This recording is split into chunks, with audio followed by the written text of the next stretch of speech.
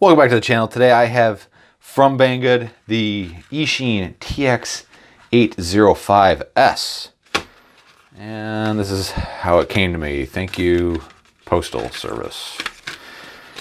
Okay, so in the box, we get a manual that is just terrible.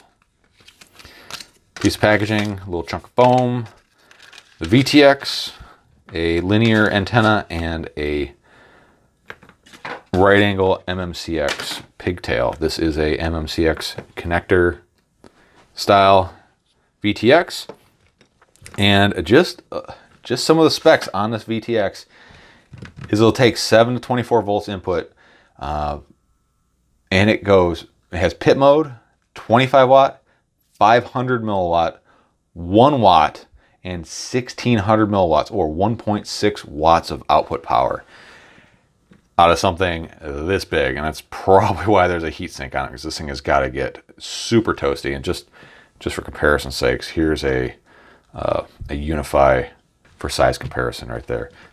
Clearly this is heavier than this, but yeah, footprint wise, not much bigger, significantly thicker, especially because of that heat sink, but it is designed to be stackable. So anyways, 1600 milliwatts. This thing is, well, it's not, well, I'll let you figure out what it is. I was going to say there.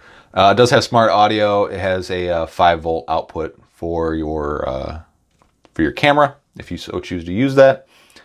The connector is all solder pads. There's no pin connector on there.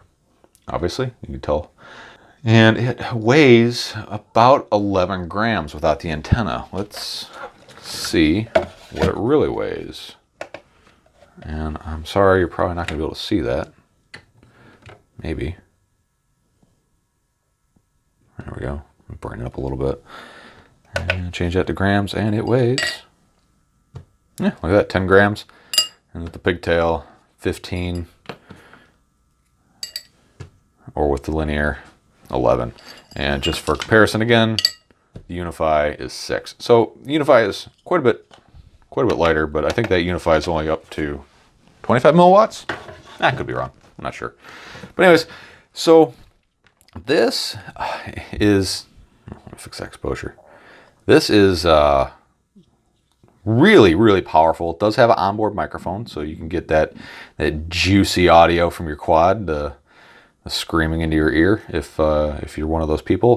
This is kind of intended for a long range setup, which if you're doing long range, yeah, probably having audio's a really good idea. To get far away enough, you can't hear when things are going bad, going south. Anyways, so let's go ahead and let's power this guy up, and I will get some readings with my Immersion RC RF meter. I know that the quality of readings on this are a little dubious, but hey, it's something. It'll be just for comparison's sake. That's all. Not hard and fast concrete numbers, but just something to go off of.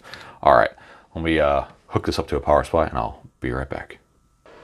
Okay, I'm back. I have this hooked up to my power supply. I'm going to feed it about 22 volts. I've got a fan just off camera over here blowing across the heatsink just to help us out a little bit here. And initial plug-in, I haven't changed any settings. I haven't messed with it yet. And we are at about 600 milliwatts-ish. All right. Oh, here we go. Now we're into power selection. So that right there should be 25 milliwatts. That should be 500. That should be 1 watt.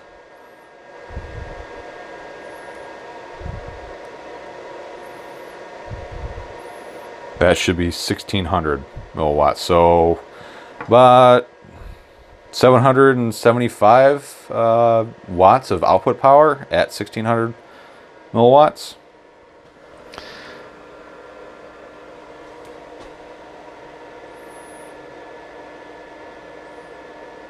25 is 14 milliwatts.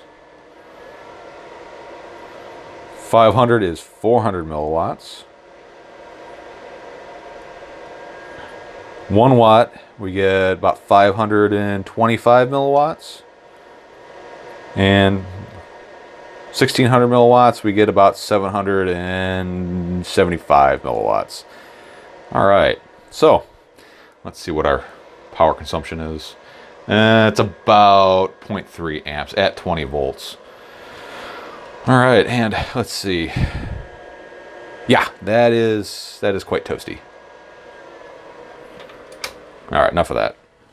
All right, folks, so that's a quick look at the Eachine TX805S. It is a major pain in the butt to control through the push button. Definitely we're going to want to use smart audio to control this. If you are building a wing that doesn't have a flight controller, you can still control it with the button, but it is kind of a pain in the butt. But once you figure it out, it's not too bad. Anyways, 1600 milliwatts.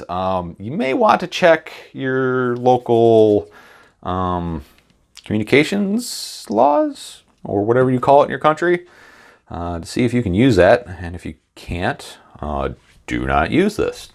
Do not break the law, ruin the hobby. But you know, I was getting almost 800 milliwatts at 1600 watts, so you know, there's definitely some loss there. You know, we are just using this little Immersion RC RF checker. It's not lab grade or anything like that, but it's something, you know, it's something to compare other devices to. All right, guys, if you're interested in this, please check the links below. They are affiliate links. It will really help me out. This was sent to me by my friends at Banggood for review. If you have any questions about this, please put in the description below. I will try to answer whatever questions I can. Check out my Patreon and check out my Discord channel if you have any troubleshooting problems, or you want to chat outside of the YouTube ecosystem, which is definitely a good idea. Go ahead and check that out. All right, guys, thanks for stopping by. Thanks for checking this out, and I will see you later. 1600 milliwatts. Oh my God, that's a lot.